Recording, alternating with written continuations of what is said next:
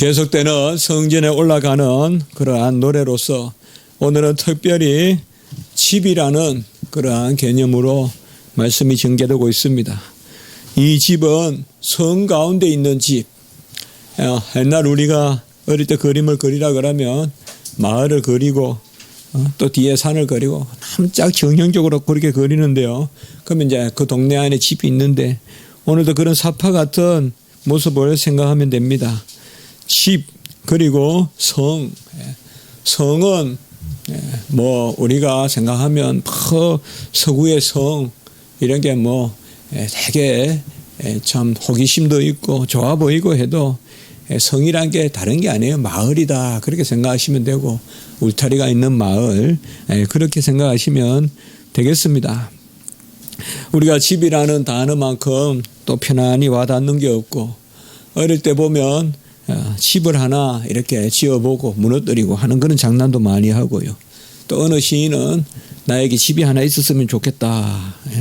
그런 또 시도 읽어본 적이 있고요.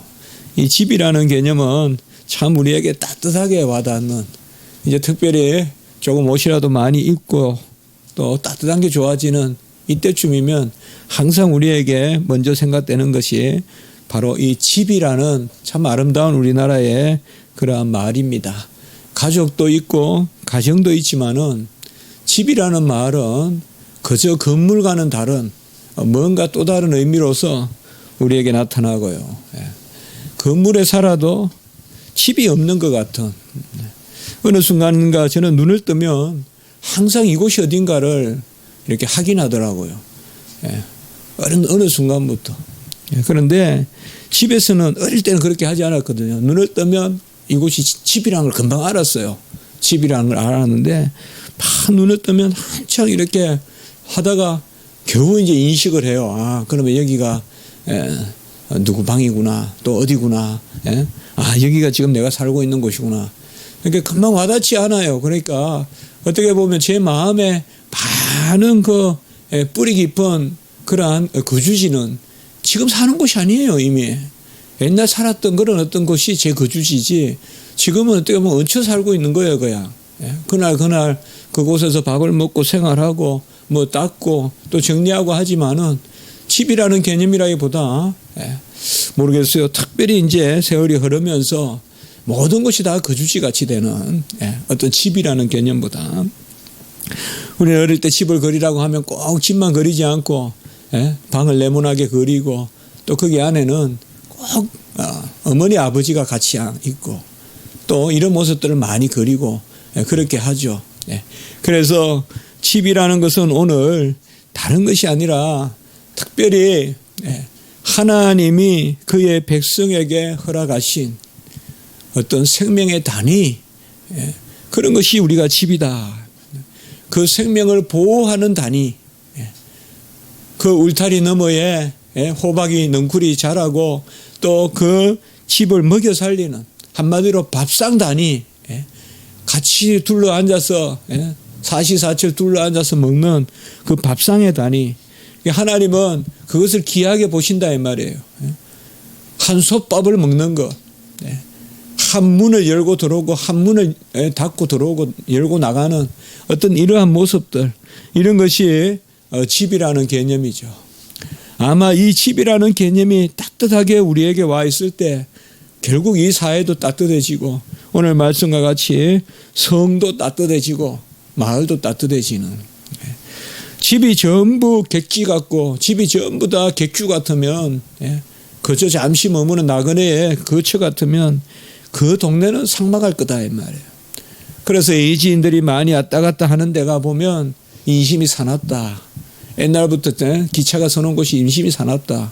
이제 그런 말들이 왜 나오는가 하면 이 집의 개념이라기보다는 그 동네에 보면 이 여객, 여숙, 여인숙, 여관 이런 것들이 들어오면 그게 이제 그래요.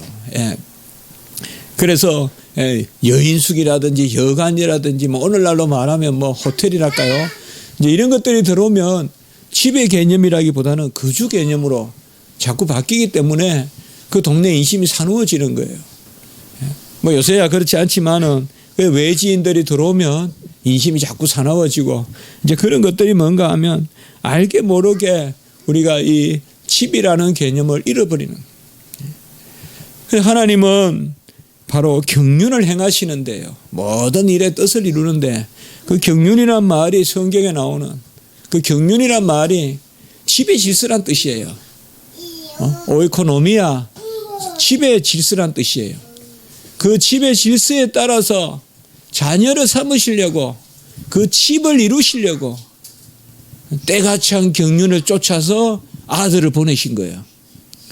때가 찬 경륜을 쫓아서 아들을 보내신 거예요. 그 경륜이 바로 집의 질서예요. 한마디로 집을 이루시려고 아들을 보내신 거예요. 그래서 아들을 보내셔서 우리를 자녀 삼으시려고 그래서 때가 찬 경륜이다. 저는 이 경륜이란 말이 헬라어로는 오이코노미아, 집의 질서. 이게 나쁜 뜻의 질서가 아니에요. 집이 돌아가는 참 좋은 그러한 그 집의 고유한 어떤 그러한 분위기라고도 할 수 있고 그 집의 그러한 그 약속이라고도 할 수 있고 그래서 때가 찬 경륜을 쫓아서 그 경륜을 이루시려고 아들이 오셔서 우리를 자녀 삼아 주시는 함께 자녀도 삼으시고 상속자도 삼으시고 히브리서 2장 11절에서는 형제라 부르고 우리가 계속 말 자주 하는 로마서 8장 17절은 상속자라 부르고 이런 모든 성경의 개념들이 이 집이라는 개념으로 그렇게 나타납니다. 구약의 할례가 바로 집의 자녀가 되는 그 예식입니다. 구약의 할례는 8일 만에 할례는 그 집의 자녀가 되는 그래서 한 일주를 보내고 말이에요. 한 안식을 보내고 8일 만에 할례를 받는 것은 바로 그 집의 자녀로서 인치는 너는 우리 집의 자녀다.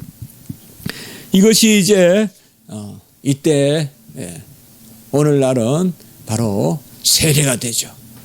세례는 다른 것이 아니라 입교의 교회의 일원이 되는 그 예식이 바로 세례죠. 그러면 그 교회는 뭐라고 했느냐? 이 비밀이 크도다. 신랑이 예수님이고 우리 신부다 이 말이에요. 결국 집이다 이 말이에요. 집의 개념이에요. 그래서 이 구약의 베트, 집, 신약의 오이코스, 집 이것이 참 성경에 보면 계속 나오는 그런 중요한 개념이고 궁극적으로 이 집의 개념이 가장 중요하게 나오는 것이 바로 내 아버지의 집이다. 내 아버지의 집이다. 교회는 내 아버지의 집이다. 바로 하나님을 아버지라 부르고 우리를 자녀라 부르는 그러니까 이런 개념들이 바로 집입니다. 그래서 오늘 여호와께서 집을 세우지 아니하시면 이 말은 역시 우리의 가정을 세우고 우리의 가계를 돌보시지 아니하면 라고 생각할 수도 있어요. 그러나 우리가 좀 더 이 말씀을 영적으로 바라본다면 아들을 보내셔서 그의 의로 말미암아 우리를 자녀 삼으시지 아니하신다면 어떤 우리의 수고도 헛되다 이 말이죠. 저는 거기서부터 출발돼야 된다고 봐요. 우리가 일상에서 내가 아무리 노력해도 여호와께서 도와주지 않으면 안 돼라고 보는 이 열매의 측면도 있지만 더 근본적인 측면은 오늘 이 시편을 통하여서 구약 백성들이 이 집이라고 하면 베델을 떠올릴 거예요. 베델이 뭡니까? 하나님의 집이잖아요. 시편 기자가 집이라고 했으면 구약 백성들은 베델의 사건은 가장 큰 사건이란 말이에요. 그게 야곱의 사건은 베델을 떠올렸을 거예요. 그러면 여호와께서 하나님의 집을 세우지 아니하시면 아무리 우리가 노력해도 집을 지을 수 없다. 어찌 우리가 하나님의 집을 짓겠어요? 그것은 바로 예수님이 이 땅에 오셔서 모든 의를 다 이루시고 그 의로 말미암아 우리가 자녀가 되고 그래서 집의 일원이 되는 집의 일원이 건물의 일원이 되는 것이 아니라 집의 일원이 되는 그래서 오늘 말씀은 좀 더 우리가 깊이 본다면 이신칭이 우리는 안 된다. 이신칭의와 함께 일어나는 게 바로 양자삼음이잖아요. 수양. 예? 우리가 구원론에 그런 말씀이 나오잖아요. 믿음 주시고 회개하게 하시고 거듭나게 하시고 의롭다 하시고 자녀 삼으시고 그리스도와 연합이 함께 일어나잖아요. 이게 구원에서 함께 일어나잖아요. 예? 믿음도 주시고 예? 회개도 시키시고 회개 내가 하는 거 아니에요. 회개 시키시고 중세 시키시고 거듭나게 하시고 그리스도 하나 되게 하시고 그때 동시에 일어나는 게 뭐냐? 의롭다 하시고 칭의, 중생, 회심, 소명 예? 부르시고 그리고 함께 주시는 게 뭐냐? 수양이다 이 말이에요. 양자 삼으시면이다 이 말이에요. 아빠 아버지라 부르는 것이다. 여호와께서 집을 세우지 아니하시면 우리는 육신의 집이 있지만 또 여호와께서 우리에게 세워주시는 육신의 부모가 있지만은 영원한 하나님 계시듯이 하늘 아버지가 계시듯이 그렇게 우리가 먼저 본문을 보는 것도 큰 의미가 있다면 물론 오늘 이 본문을 통상 우리가 여호와께서 우리 집안을 돌보지 아니하시면 아무리 우리가 노력해도 안 되고 우리 집안이 아무리 사업을 해도 아무리 씨를 뿌려도 아무리 애들 자녀 교육을 시켜도 여호와께서 세우지 아니하면 헛것이다. 그렇게 해석할 수 있죠. 물론 그렇죠. 1차적으로 그렇게 해석하는 게 맞겠죠. 그러나 오늘 좀 더 우리가 말씀을 보다 보면 좀 더 깊이 바라본다 그러면 여호와께서 집을 세운다. 이 집이 그리고 바로 이어지는 성을 지키지 아니하시면 이 집은 여호와의 집 바로 구약으로 말하면 성전 이 성은 예루살렘 성 예루살렘 성의 성전 그 성전을 여호와께서 세우시니 끝내는 우리 주님이 성전 되신 분으로 이 땅에 오시잖아요. 46년 된 헤롯 성경을 무너뜨리면 사흘 만에 짓고 자잖아요. 바로 주님께서 부활의 주로 집을 세운다. 우리는 이런 의미에서 다 우리가 집을 가지고 있고 히브리 3장 6절에는 지난주 설교도 했지만은 소망의 확신을 가지고 자랑을 끝까지 하는 사람은 그가 여호와의 집이다. 그렇게 나오잖아요. 히브리서 3장 6절에 집이다.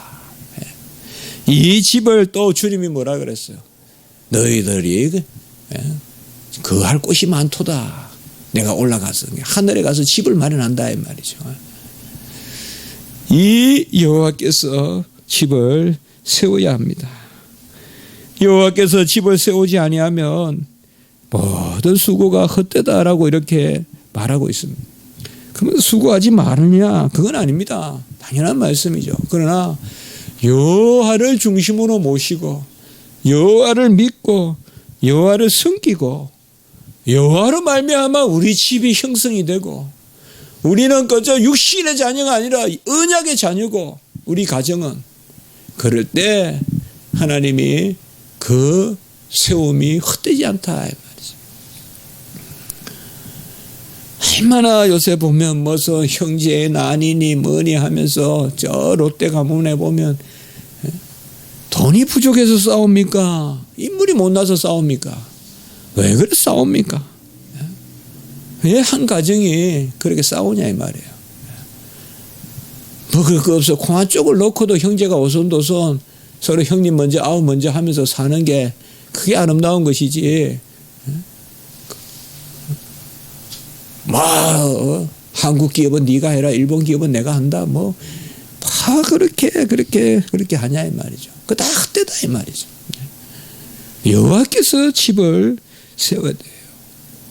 여호와께서 집을 세워야 그 집에서 자녀들이 온전히 자랄 것이요. 여호와께서 집을 세워야 무너지지 않아요. 창수가 밀려와도. 단단한 집이 있고 허술한 집이 있어요. 아무리 재산이 많아도 허술한 집이 있고 가난해도 단단한 집이 있을 수 있어요. 물론 재물이 많아도 단단한 집이 있겠죠. 우리는 반석 위에 세운 집이 돼야 돼요. 살면서 배우는 것은 한 가지예요. 여호와께서 행하셔야 되지 아무것도 안 돼요. 이 부족한 정도 제 인생을 봐도 그 요새는 조금 버릇이 생겼어요. 주님이 하실 것이다. 주님이 하실 것이다. 그걸 믿어요. 왜요? 살아보니까 안 돼요. 아무리 애써도 안 되고 아무리 노력해도 안 돼요. 어떻게 보면 노력 자체가 안 돼요. 하나님이 세워줘야 노력도 해요. 하나님이 세워줘야 즐겁게 이 일을 감당해요. 그러니까 이미 이 일을 준비하는 단계에서부터 하나님이 함께 하셔야 일도 재미있고 든든하고 불안하지 않고, 왜? 하나님이 감찰하시는 일이기 때문에 든든하고 말이죠. 그러나 끊임없이 이 세상에 이 예예가 많은 이 세상에 내가 아무리 열심히 해도 누가 알아주겠냐, 이러다 보면 사람이 삿된 생각을 하게 되고, 내가 아무리 노력해도 이 세상은 따로 돌아가는데 이러다 보면 사람이 죄를 짓게 되고, 또 열심히 하는데 다른 사람은 뭐 좀 수월하게 올라간다 그러면 해라 하면서 또 악으로 악을 대적하려고 그러고. 그러나 여호와께서 집을 세우면 수고가 헛되지 않다라고 했어요. 반석 위에 세운 집이 된다는 거예요. 반석 위에. 그 여호와께서 집을 세우지 아니하면 그건 다 모래 위에 세운 집이다. 여호와께서 집을 세우는 모습이 뭘까요? 여호와께서 목수가 돼서 집을 뚝딱뚝딱 세워주신다는 겁니까? 아니겠죠. 첫 번째는 말씀으로 우리의 집을 세우라. 말씀이 중심이 되는 가정을 세우면 그 여호와가 세운 집이다. 혹은 내가 혼자 살더라도, 혹은 내가 우리 가정이 아직 다 믿지 않더라도 그게 중심이 돼야 돼요. 어느 집에 부모님이 계시고 형도 있고 누나도 있고 막내 하나가 있는데, 그 막내 하나가 열심히 기도하면 그 막내는 그 집에서 세속적으로는 중심이 되지 못해도 영적으로 중심이 되는 거예요. 그러면 그 영적으로 중심이 돼서 그 막내가 그 집안을 세워갈 수 있는 거예요. 이렇게 돼야 돼요. 우리 토다에 우리 전도사님도 있지만은 일본에서 믿는다는 것은 얼마나 귀한 일이에요, 정말. 이 유학까지 와서 어려운 환경에서 저렇게 공부하고 있고, 또 우리 향단자님도 중국에서 들어와서 이렇게 공부하고 있고, 얼마나 귀한 일들이에요. 바로 영적인 중심이 돼야 돼요. 항상 그 생각을 하세요. 토다에도 일본 가면 세속의 일들은 부모님도 계시고 형도 있겠고 가족도 있겠고 친척도 있겠지만, 항상 기도할 때는 영적으로는 내가 중심이 돼야 돼요. 내가 중심이 돼서 내 주변의 가족이 형성돼야 돼요. 영적으로. 우리 다 향단자면 우리 전도사님 목사님도 마찬가지예요. 영적으로. 부조한 정도 그런 경험을 했어요, 여러분들. 영적으로 우리가 중심이 돼야 돼요. 그래서 반석 위에 세운 집이 돼야 돼요. 그러면 하나님 도와주세요. 원만하게 하시고 도와주시고, 어느 순간 복음이 들어오고, 그게 기적이에요. 안 될 것 같은데 돼 있는 거예요, 지나고 나보니까. 언제 뭘 했다고 하나님이 교회 가게 하시는 거예요. 나는 입 한 번 연 적이 없는데 가족이 교회 다니고 있단 말이죠. 그게 왜요? 우리가 기도해야 된다. 영적인 중심이. 바로 여호와께서 집을 세우셔야 돼요. 그리고 여호와께서 성을 지키지 아니하면, 이 성은 아까 마을이라고 생각했죠. 뭐 큰 성을 큰 마을을 성이라 하고 작은 성을 촌이라 하고 뭐 그런 말도 있지만, 성촌 이런 개념도 있고 업이라는 거 있고, 옛날 말에 보면 성업 촌이니 뭐 이렇게 있잖아요, 단계가. 중국에도 보면 중국의 성이라는 것은 얼마나 커요. 우리가 생각하는 이상 우리나라보다 크잖아요, 중국의 성은. 무슨 길림성, 뭐 저는 잘 모르지만 그냥 흔한 성인이 많잖아요. 얼마 많아요 또 성이. 미국에 한 주잖아요 주. 그러나 여기에서 성은 그렇게 복잡한 마을이다. 여호와께서 마을을 지키지 아니하면 아무리 깨어 있어도 못 지킨다. 아무리 눈을 뜨고 있어도 들어와요 적군이. 뭐 저기 저 DMZ 때 아무리 해도 뭐 몇 번 왔다 갔다 한다는 거예요. 그냥 밑으로 갔다가 올라갔다가 몰라서 그렇지. 나중에 잡혀보면 아는 거예요. 뭐 30차례 다녔다 그러고 그러고 아무 일 없다고 맨날 넘어가는 거야. 모르고 넘어가는 거지. 수시로 들락날락거리는 거예요. 그쪽 지역에. 그 뭐냐 아무리 우리가 깨어 있어도 같이 합시다. 이 일이 안 생기진 않는다. 일이 안 생기진 않습니다. 중요한 것은 뭔가 하면 이 일이 생기되 하나님의 섭리 가운데 그 일이 생기고 그 일이 해결돼야 돼요. 하나님의 섭리 가운데. 우리가 야구를 한번 봐도 어제 정말 모처럼 야구 뭐 해서 조금 봤는데 보니까 그 투수는 4회까지인가 보니까 계속 안타를 맞는데 수습을 하더라고요. 그 다음에 그래서 제가 그 생각을 했어요. 인생도 저렇구나. 안타를 안 맞을 수는 없어요. 매번 게임마다 퍼펙트 게임하는 투수가 이 세상에 어디 있어요. 안타 맞을 때마다 당황하고 안타 맞을 때마다 어찌할 줄 모르고 안타 한 대 맞으면 특별히 그런 투수들이 있거든요. 잘 던져요. 어떨 때는 막 퍼펙트하게 던져요. 그런데 위기가 생기면 쉽게 무너져요. 김광현 선수 같은 사람이 그런 선수예요. 제가 알기로는. 요새는 잘 모르는데 옛날에는 그랬어요. 정말 잘 던지는데 믿지를 못해요. 한 대 맞으면 그냥 우르르 무너지니까. 우리는 파수꾼의 옛날에는 경성이라 그랬죠. 파수꾼의 경성함이 흡대도다. 새 번역에는 파수꾼의 깨어있음이. 우리는 깨어있고 기도해야 돼요. 그러나 여호와께서 지켜주셔야 돼요. 달리 우리가 지키는 게 아니에요. 아까 말씀과 같이 말씀으로 집을 세우고 기도로 집을 세운다면 우리가 말씀과 기도로 깨어있으면 돼요. 어떻게 보면 적군이 쳐들어오는 것은 눈을 떠서 막는 게 아니라 기도하면서 막아야 돼요. 하나 기도하자고요. 기도하면 됩니다. 기도하면 막을 수 있고 기도하면 생겨도 막으라고 주신 것이고 그런 담대함이 없으면 안타 한 대 맞으면 날아가요. 그야. 적군한테 안타 한 대 맞으면 그냥 와라락 무너져요.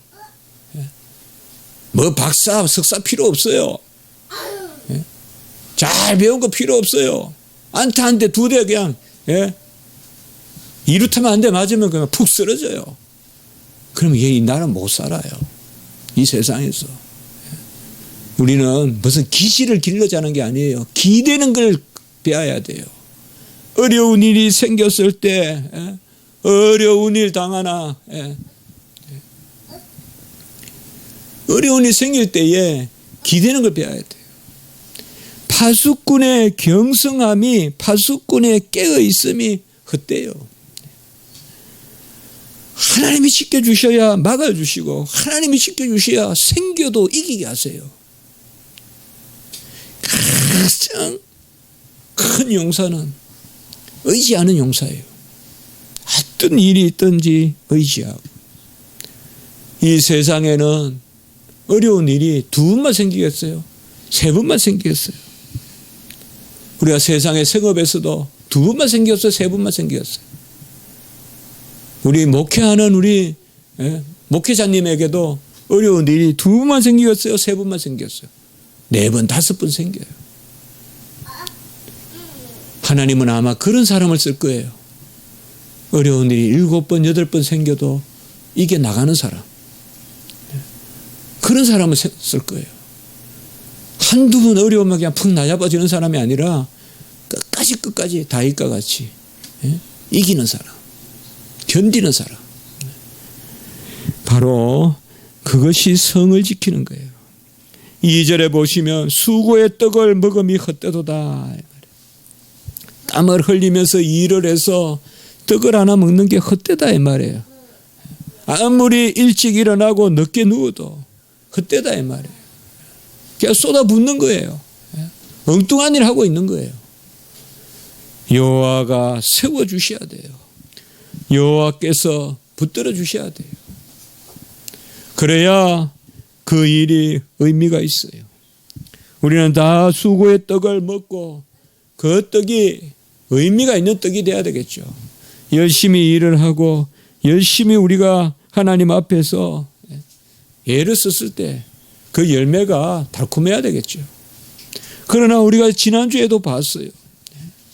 2절 3절에 여호와께서 큰 일을 행하신다. 여호와께서 큰 일을 행하신다. 여호와께서 큰 일을 행하셨도다. 큰 일을 행하셨도다. 그래서 뭐예요? 눈물을 흘리며 씨를 뿌리는 자는 내 눈물이 중요한 게 아니라 여호와의 열심이 중요하다 이 말이에요. 여호와께서 행했다는 거야. 오늘 지난 시간에 나누었어요. 대체로 다 눈물을 흘리며 씨를 뿌린다 이러니까 고진감래 열심히 고난을 겪으면 기쁨이 온다. 그런 짓은 그게 이 시편 126편이 아니라고 했어요. 같이 합니다. 하나님 나라는 예배는 교회는 내 공로 내 땅 가지고 가는 것이 아니다. 내 땅 가지고 올라가는 것이 아니에요. 하나님을 의지하러 가는 것입니다. 하나님께 기대로 가는 것입니다. 일찍 일어나고 늦게 누우며 수고의 떡을 먹음이 헛되도다. 우리 정말 이렇게 기도해야 돼요. 뭐 저 같은 경우 자지 않고 말씀 보는데 그게 헛되다면 얼마나 답답하겠어요. 그러나 그게 아니더라고요. 조금만 해도 하나님이 잘 사용하시더라고요. 조금만 해도 하나님이 잘 사용하시더라고요. 거기에는 꼭 한 가지가 있어요.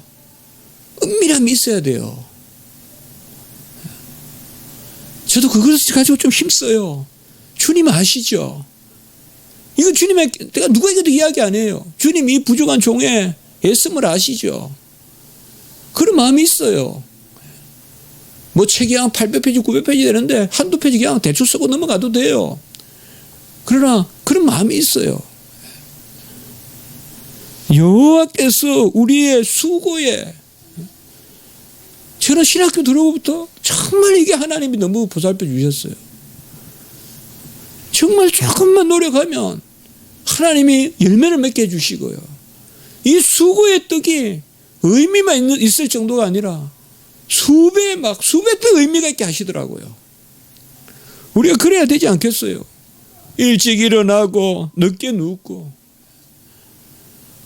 좀 건강을 위해서는 더 자고 또 몸을 위해서는 더 쉬고 해야 되지만은 그조차도 크게 보면 맡겨야죠 하나님께. 그렇지 않겠어요? 건강도 맡겨야 안 되겠어요 하나님 앞에. 우리는 좀 더 노력해야 되지 않겠어요? 2달란트 5달란트 사람같이 가만히 있어도 하나님이 하신다. 그건 아니잖아요. 그건 아니잖아요. 같이 합니다. 맡은 자에게 구할 것도 충성이라 그랬잖아요. 그러나 그 충성이 뭐예요? 바로 하나님께서 친히 행하셔야 된다면 세우셔야 되고 하나님이 지키셔야 되고 그때 우리에게 잠을 주신다라고 이야기했어요. 사랑하는 자시는 자에게 잠을 주시는도다. 이 잠은 그저 쉬는 잠이 아니에요. 열심히 수고한 사람에게 열매로서 주시는 잠이에요. 어떤 사람은 예배 때 쭉 자고는 이 성경 구절 이야기한단 말이에요. 여호와께서 사랑하는 자에게 잠을 주시는도다. 그래서 저는 여호와의 사랑을 받아서 잠을 자고 있습니다. 그거 아니에요. 그거는. 오늘 여기 잠은 뭐예요? 정말 여호와가 함께 하셔서 우리의 일이 이거 생각해 보시면 되죠. 6일 동안 하나님의 일이 7일째 안식으로 열매 맺잖아요. 그렇죠. 그 잠이란 말이에요. 그 안식. 여호와께서 세우시고 여호와께서 지키시고 여호와께서 주장하셔야지. 우리의 수고의 눈물이 열매를 맺는다 이 말이에요. 우리의 수고의 떡이 의미가 있다 이 말이에요. 열심히 일해서 번 그 떡이 크게 우리에게 영향이 되고, 그래서 우리에게 평화를 주신다 이 말이에요. 정말 이거 우리가 기도해야 돼요. 하나님 앞에. 주여, 종이 가정을 또 이렇게 보호하고 다스리고 또 가정에 섬기고, 우리 또 아내분들 또 집에 계신 분들 그 얼마 큰일 하는 거예요. 가족도 돌보고 여러 일도 하시고 또 생업도 하시고 할 때 정말 이거 기도해야 돼요. 종이 일찍 일어나고 종이 늦게 누우며 일하는 이 수고의 떡이 참 의미 있는 떡이 되게 해주시고 평안한 잠을 주시옵소서. 여호와는, 하나님은 지켜주세요. 이 땅에서 너무 편하게 놔두시니까 언젠가 한번 치신다 그런 거 없어요. 저는 하나님은 끝없이 높이시는 하나님이라고 생각해요. 아무리 높여도 하나님은 더 높일 게 있어요. 우리를. 그 하나님이에요. 사람은 아무리 나를 높여도 요 정도도 못 높여요. 끝없이 높여줄 것 같아도. 가족도 못 높여요. 저를 못 높여요. 하나님은 저를 아무리 높여도 더 높여요. 그건 믿음이라고 생각해요. 저는 하나님 좀 높였다가 또 깔아앉히겠어요. 하나님은 필히 시련을 주셔 그래 생각 안 해요. 그때 우리가 더 감사할 수 있어요. 그때 더 감사할 수 있어요. 높여줄 때 기도하면 더 높여주세요. 더 높여주신다고요. 저 그걸 믿어야 된다고 생각해요. 아주 높여주실 때 주여 이만하면 됐다 하지 말고 더 종을 사용하십시오. 더 종을 인도하십시오. 그의 사랑하시는 자에게 잠을 주시는 도다라고 이야기했어요. 이 잠이라는 의미는 다른 게 아니에요. 모든 것의 결론이에요. 잠을 주신다는 것은 그 일이 옳다는 거예요. 그 일이 열매 맺었다는 거예요. 그렇지 않아요, 여러분들? 내가 일은 열심히 했는데 아무것도 번 것도 없어요. 잠이 오겠어요? 그렇지 않아요. 또 내가 열심히 벌었는데 죄를 지면서 벌었어요. 훔쳤어요. 잠이 오겠어요? 안 오죠. 여기 잠이라는 것은 우리가 하나님이 보시기도 좋은 일을 했고 또 열매도 온전히 맺혔고 그래서 평안히 잠을 자는 것, 그것을 이야기하는 것입니다. 여호와께서 세우지 아니하면 헛됩니다. 기도하셔야 돼요. 우리 자녀들 위하여 기도하시고 우리 가정을 믿음으로 세워달라고 기도하셔야 돼요. 기도할 때 내가 다 중심이 되는 거예요. 눈을 뜨면 아버지 어머니가 중심이 되지만은 기도할 때는 내가 중심이 돼요. 내가 기도하고 하나님이 나와 함께 계시고 여기 아버지, 여기 어머니, 여기 동생, 여기 누나가 있단 말이에요. 기도하는 사람이 이 나라의 중심이에요. 여호와께서 세우셔야 세우고 여호와께서 지키셔야 지키고 여호와께서 인정하셔야 수고가 의미가 있어요. 애를 쓰세요. 여호와를 위해서 너무 몸살이지 말고 애를 쓰세요. 주를 위해 사세요. 너무 주님이 보살펴야 우리 장수도 할 거고 주님이 보살펴야 건강도 있을 거지. 주님 보살펴야 돼요. 끝내는 아무리 우리가 건강 유의한다고 건강하지겠어요? 어떻게 안 보이는 이 모든 순환 구조를 우리가 알겠어요? 주님이 통하여야 통할 것이고. 3절 4절에서는 자식들은 여호와의 기업이요. 오늘 후반부에 자식 또 태의 열매 이거 다 같은 말이에요. 여호와의 기업이고 상급이고 그 자식은 장사의 수중의 화살이다. 이것도 알아요. 그냥 활을 쏘는 사람의 화살이다. 그래서 유용하다. 그러나 그렇게 보면 조금 해석이 약해요. 우리는 오늘 이 말씀은 너무나 잘 아는 말씀이니까 조금 깊이 보자고요. 이 장사는 하나님으로 보자고요. 하나님이 장사란 말이에요. 자식들은 하살이라 이 말이에요. 아직도 그렇게 주석 안 하는데 우리는 그렇게 주석해 보잔 말이에요. 하나님이 쓰시기에 필요한 자식들이기 때문에 그 자식들은 여호와의 기업이요 상급이 되는 거예요. 다 놓으면 다 기업이요 상급이 되는 게 아니라, 그러니까 어떻게 자식들을 키워야 되느냐? 언약의 자녀로 키우라 이 말이에요. 말씀의 자녀로 키우란 말이에요.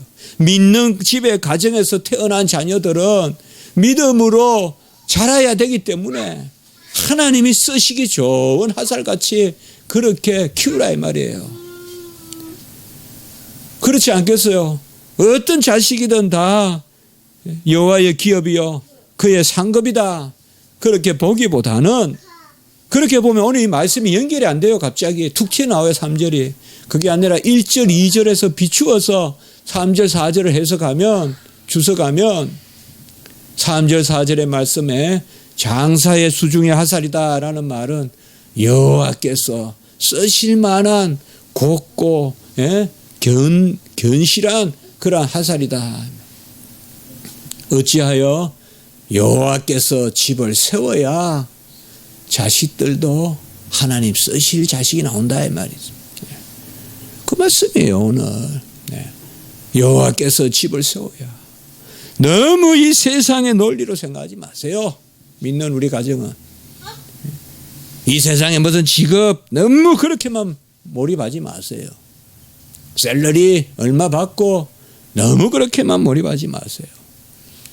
하나님이 키워주시기 때문에 하나님이 쓰시기에 필요한 활로 키워야 돼요. 하나님이 필요한, 하나님이 쓰시기에 필요한 하나님 수중의 화살로 키워야 돼요. 하나님께 붙들리는 그 활로 키워야 돼요. 이게 구약의 바로 오늘 솔로몬이 노래한 그 가정의 노래예요. 사실 솔로몬 다윗과 맺은 언약의 가장 중요한 것은 뭔가 하면 바로 그 가정과 언약을 맺은 거거든요. 다윗의 후손에서 왕이 나온다는 거죠. 계속 왕조 언약이잖아요. 그래서 특별히 이 가정 단위로 하나님이 지키시는 우리 자녀들을 정말 이 세속 교육으로 안 됩니다. 세속 교육으로 안 돼요. 절대 세속 교육과 함께 신앙 교육이 같이 있어야 돼요. 세속 교육 절대 올바른 자녀 못 키웁니다. 안 됩니다. 지금 이 세상이. 하나님의 말씀으로 키워야 돼요. 우리 자녀들이 그래서 상급이요 열매요. 5절에 보면 그것이 하살통에 가득한 자는 복되다라고 했어요. 고신이나 이런 데는 가득하다 이런 이제 자녀를 많이 낳자. 꼭 이 구절 많이 이야기해요. 하살통에 자녀들이 가득한 게 복되다. 그러니까 자녀들을 요새 고신이나 이런 데 보면 4시 5시 낳자 뭐 그런 말도 있는데, 어떤 사람은 또 교단이 적으니까 자녀라도 많이 낳자. 그렇게 이야기하는데, 자녀가 많고 적고 그거보다도 우리가 이 말씀을 붙들어서 그렇게 하시고, 성문에서 원수와 담판할 때 수치를 당하지 아니하리라. 이 세상도 이깁니다. 여러분, 가정교육 제대로 못 받은 사람은 절대 담대할 수가 없어요. 가정교육 제대로 못 받은 사람은 절대 성문 앞에서 멋있게 단판을 못 지어요. 이 배트, 집이라는 거, 오이코스 정말 중요해요. 집에서 원칙을 가르쳐야 돼요. 집에서 원리를 가르쳐야 돼요. 그래야 강해요. 바깥에 나가서. 그걸 아셔야 돼요, 여러분들. 집에서 똑바로 자는 사람이 보면 시련도 이길 줄 알고 또 잘못한 거 잘못했다고 반성할 줄도 알고 남에게 배우려고 무릎 꿇을 줄도 알고 그런 것이 바로 가정에서부터예요. 오늘 이 5절의 마지막 말씀이 그거예요. 원수와 담판할 때에 수치를 당하지 않는다. 자, 정말 말씀을 마치겠습니다. 여호와께서 우리 집을 세워주시옵소서. 여호와께서 우리 마을을 지켜주시옵소서. 그리고 여호와께서 우리의 수고의 떡이 의미 있게 하시옵소서. 우리에게 평안한 잠을 주시옵소서. 죄를 짓고 하루를 살아서 다리를 뻗칠 수 없는 삶도 허락하지 마시고 또 너무 애썼는데 아무 열매가 없이 그저 생선을 가지고 오니 가시만 가지고 오는 그런 허무한 인생도 되지 말게 해주십시오. 하나님 앞에 우리가 수고한 것이 주여 그 가운데 건강하게 하시고 우리가 최선을 다해서 주를 위해 살게 하시옵소서. 건강하게 하시옵소서. 주님 건강 지켜주지 않으면 건강 지킬 수 없으니까 내 건강 지켜주시옵소서. 오늘 이런 마음으로 우리가 기도하고 또 구했으면 좋겠습니다. 함께 기도드리겠습니다. 거룩하고 자비로우신 하나님 아버지, 집을 세우시고 또 아버지여 그 파수꾼의 지키심이 없이는 온전히 집이 설 수도 없고 또 성이 아버지여 안전할 수도 없음을 오늘 말씀해 주셨습니다.